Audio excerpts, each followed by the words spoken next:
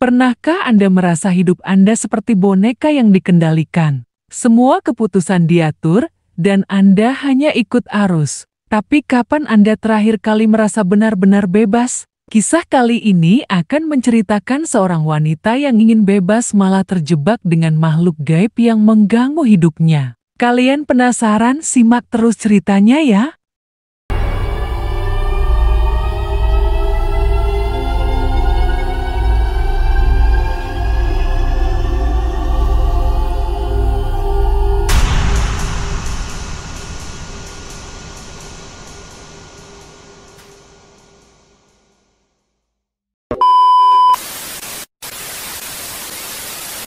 Tanya adalah seorang gadis muda berusia 19 tahun, penuh ambisi namun sering merasa terhimpit oleh beban harapan yang terlalu besar. Sejak kecil, ia telah diperkenalkan pada dunia tenis oleh ayahnya, seorang mantan atlet tenis profesional yang memiliki obsesi untuk menjadikan Tanya penerus karirnya. Hari-hari Tanya dipenuhi jadwal latihan yang padat, pertandingan yang melelahkan, dan harapan untuk selalu menjadi yang terbaik. Kamu harus memenangkan turnamen berikutnya, adalah kalimat yang terus-menerus ia dengar dari ayahnya, membuatnya merasa bahwa kasih sayang ayahnya bergantung pada prestasinya. Di sisi lain, kehidupan pribadinya juga tidak lebih baik. Hubungannya dengan Randy, kekasihnya, awalnya tampak indah. Randy selalu hadir di pinggir lapangan, mendukungnya dengan senyum dan kata-kata manis. Namun, seiring waktu, hubungan itu berubah menjadi penuh manipulasi dan kekerasan emosional. Tanya sering merasa terperangkap, tidak mampu meninggalkan Randy karena ketergantungan emosional yang telah terbentuk. Semua tekanan ini perlahan-lahan mengikis semangatnya. Malam itu, Tanya menatap langit-langit kamarnya yang gelap dengan mata yang berat, tapi pikirannya masih penuh dengan segala tuntutan hidup yang menghimpitnya. Suara pelan dari jam dinding seolah menjadi pengingat bahwa waktu terus berlalu, sementara ia tetap terjebak di tempat yang sama. Ia merasa lelah, tidak hanya tubuhnya yang lelah setelah latihan berjam-jam, tetapi juga jiwanya. Dalam keheningan malam itu, ia merasa putus asa, bertanya-tanya apakah hidup ini hanya akan terus seperti ini. Tanya merasa lelah. Tidak hanya tubuhnya yang lelah setelah latihan berjam-jam, tetapi juga jiwanya. Ketika akhirnya ia memejamkan mata, ia berdoa bukan kepada Tuhan, tetapi kepada sesuatu yang lebih gelap, sesuatu yang tidak ia pahami sepenuhnya. Ia berbisik, hampir tak terdengar, "Kalau ada yang bisa membantuku keluar dari semua ini, aku akan memberikan apa saja." Ketika tidur akhirnya menyambutnya, Tanya mendapati dirinya berada di sebuah tempat asing. Sebuah padang luas dengan kabut tebal yang melingkupinya. Di kejauhan, ia melihat bayangan seseorang atau sesuatu yang berdiri diam, mengamatinya. Perlahan, makhluk itu mendekat. Sosok itu tinggi, lebih tinggi dari manusia biasa, dengan mata merah menyala yang memancarkan kekuatan aneh.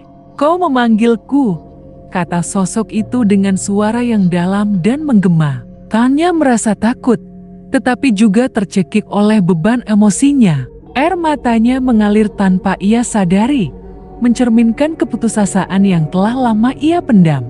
"Aku hanya ingin semua ini berhenti," katanya dengan suara bergetar, hampir pecah. Tekanan, rasa sakit, semuanya. "Aku tidak sanggup lagi. Aku ingin bebas, tapi aku tidak tahu caranya." Dalam ucapannya, tersirat rasa sakit mendalam yang berasal dari luka-luka batin yang terus ia tanggung. Luka yang membuatnya merasa seperti boneka di panggung kehidupan yang dikendalikan oleh orang lain. Makhluk itu tersenyum, atau setidaknya itulah yang Tanya pikirkan. Ada sesuatu dalam tatapannya, bukan hanya ancaman, tetapi juga seolah-olah ia memahami penderitaan Tanya. "Bebas, itu harga yang mahal, Tanya," katanya dengan suara yang hampir lembut, seperti seorang teman yang menawarkan bahu untuk bersandar. "Aku bisa melihat luka-lukamu, rasa sakitmu yang terpendam. Aku bisa membantumu. Aku bisa memberimu kekuatan untuk melawan ayahmu, kekasihmu, dan siapapun yang mencoba menghalangimu. Tapi kau harus memberiku sesuatu sebagai gantinya. Apa yang kau inginkan? Tanya-tanya. Suaranya dipenuhi rasa ingin tahu sekaligus ketakutan. Jiwamu, jawab makhluk itu dengan tenang. Tanya terdiam. Ia tahu ini gila. Ia tahu ia seharusnya menolak. Tetapi rasa putus asanya lebih besar dari ketakutannya. Namun, sesuatu di dalam dirinya menahan kata-kata yang hendak ia ucapkan. Tunggu, katanya akhirnya, suaranya bergetar. Aku hanya butuh bantuan tanpa harus kehilangan semuanya. Makhluk itu mendekat, menatap Tanya dengan tatapan yang tidak memberikan ruang untuk tawar-menawar. Tidak ada pilihan lain, Tanya. Tawaran ini adalah yang terbaik untukmu, katanya. Suaranya seperti gemuruh yang merambat ke tulang belakang Tanya. Sebelum Tanya sempat berpikir lebih jauh, makhluk itu mengangkat tangannya, menciptakan lingkaran cahaya gelap di udara. Kita akan menyegel kesepakatan ini sekarang. Tanya merasa tubuhnya kaku, tidak mampu bergerak atau melawan. Makhluk itu menyentuh dahinya dengan satu jari panjang dan dingin. Tanya merasakan arus energi yang aneh mengalir melalui tubuhnya, seolah-olah sesuatu sedang diambil darinya. Cahaya di sekeliling mereka berubah menjadi kilatan-kilatan gelap yang berputar, menciptakan suasana menyesakkan. Kesepakatan selesai, kata makhluk itu dengan nada puas, sebelum semuanya menjadi gelap. Tanya terbangun dengan napas terengah-engah. Kamar tidurnya terasa berbeda. Udara lebih dingin, dan bayangan di sudut-sudut ruangan tampak bergerak sendiri. Ia mencoba meyakinkan dirinya bahwa itu hanya mimpi, tetapi sesuatu di dalam dirinya tahu bahwa mimpi itu nyata. Hari berikutnya, Tanya merasa ada yang berubah. Di lapangan tenis, ia bergerak lebih cepat, pukulannya lebih kuat, dan konsentrasinya tajam seperti pisau. Ayahnya terkejut dan tampak puas. Akhirnya kau menunjukkan potensimu, katanya dengan senyum lebar. Tapi perubahan itu tidak hanya terjadi di lapangan. Hubungannya dengan Randy juga berubah. Ketika Randy mencoba memanipulasinya lagi, Tanya membalas dengan tatapan dingin yang membuatnya mundur. Tanya merasa lebih berkuasa, lebih bebas. Namun, malam-malamnya menjadi mimpi buruk. Setiap kali ia tidur, ia kembali ke padang kabut itu. Dan makhluk itu selalu ada, mengamatinya. Ia mulai melihat bayangan di dunia nyata, mendengar bisikan di telinganya ketika ia sendirian. Bahkan di siang hari, ia merasa diawasi. Ketika makhluk itu muncul, Tanya tidak hanya merasakan ketakutan fisik, tetapi juga tekanan psikologis yang mendalam. Ia merasa terjebak dalam perang batin yang tiada henti. Pikiran-pikirannya dipenuhi keraguan dan rasa bersalah atas kesepakatan yang telah ia buat.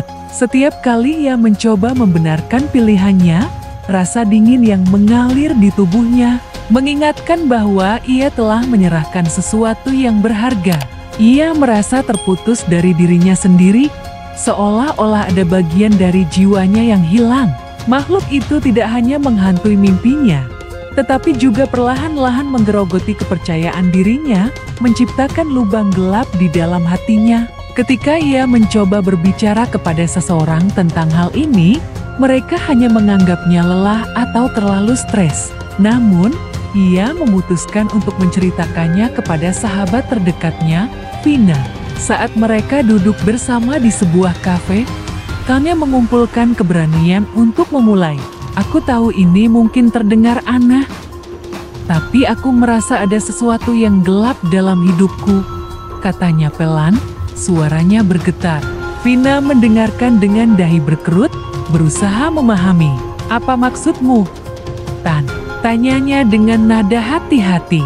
Tanya mulai menceritakan pengalamannya mimpi, makhluk yang ia temui, dan kesepakatan yang ia buat. Vina mendengarkan dengan serius, tetapi ekspresi ragu mulai muncul di wajahnya.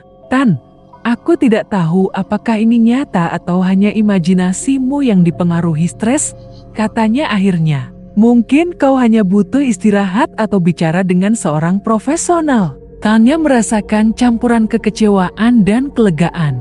Meskipun temannya tidak sepenuhnya percaya, setidaknya Vina mendengarkan, memberinya ruang untuk mengungkapkan apa yang telah lama ia pendam. Tanya tahu itu bukan hanya stres, sesuatu yang gelap telah masuk ke dalam hidupnya, dan ia tidak tahu bagaimana mengusirnya. Puncaknya terjadi suatu malam ketika Tanya terbangun dalam keadaan tidak bisa bergerak. Tubuhnya terasa berat, seperti ada sesuatu yang duduk di dadanya. Ia membuka matanya dan melihat sosok makhluk itu, lebih nyata daripada sebelumnya, berdiri di sudut kamar. Mata merahnya bersinar, dan senyum menyeramkan terukir di wajahnya. "Kau milikku sekarang," kata makhluk itu. Tanya ingin berteriak, tetapi suaranya tertahan. Ia hanya bisa menatap dengan penuh ketakutan saat makhluk itu mendekat, semakin dekat, sampai ia bisa merasakan napas dinginnya di wajahnya. Dalam pikirannya, ia berteriak, memohon, dan menyalahkan dirinya sendiri. "Mengapa aku melakukan ini? Mengapa aku menyerah pada putus asa?" Pikirnya berulang-ulang. Tekanan psikologis itu membebani dirinya lebih dari ketakutan akan makhluk tersebut. Ketika akhirnya Tanya bisa bergerak, ia bangkit dari tempat tidurnya dengan tubuh gemetar. Ia tahu ia harus melakukan sesuatu untuk menghentikan ini. Dengan bantuan internet, ia mulai mencari informasi tentang makhluk yang menghantuinya. Ia menemukan cerita-cerita tentang jin dan entitas lain yang menawarkan kekuatan dengan harga yang mahal. Salah satu artikel menyebutkan bahwa kesepakatan seperti itu bisa dipatahkan, tetapi hanya dengan bantuan seorang ahli spiritual. Setelah bermalam-malam diteror oleh bayangan dan bisikan yang menghantui, Tanya memutuskan bahwa ia tidak bisa membiarkan dirinya terus terpuruk. Ia mulai mencari informasi di internet tentang cara mengatasi makhluk gaib yang mengikat jiwa seseorang. Pencariannya mengarahkan dia pada nama Pak Rashid, seorang dukun terkenal di pinggiran kota yang dikenal mampu menangani hal-hal semacam itu. Dengan penuh keberanian dan ketakutan, Tanya pergi ke rumah sederhana Pak Rashid yang dikelilingi oleh pohon-pohon rindang. Saat tiba, ia disambut oleh seorang pria paruh baya dengan sorot mata tajam namun lembut. "Kau Tanya, bukan? Aku sudah menunggumu," katanya seolah sudah mengetahui kedatangannya. Tanya tertegun, tetapi rasa putus asanya lebih besar dari rasa herannya. Ketika Tanya menceritakan semuanya, Pak Rashid hanya mengangguk dengan wajah serius. Ia mendengarkan setiap kata tanpa menyela, sesekali menghela nafas panjang. "Kau telah membuka pintu yang seharusnya tetap tertutup," katanya akhirnya dengan nada berat. "Makhluk itu tidak akan pergi begitu saja, tapi kita bisa mencoba mengusirnya." "Kau telah membuka pintu yang seharusnya tetap tertutup," katanya.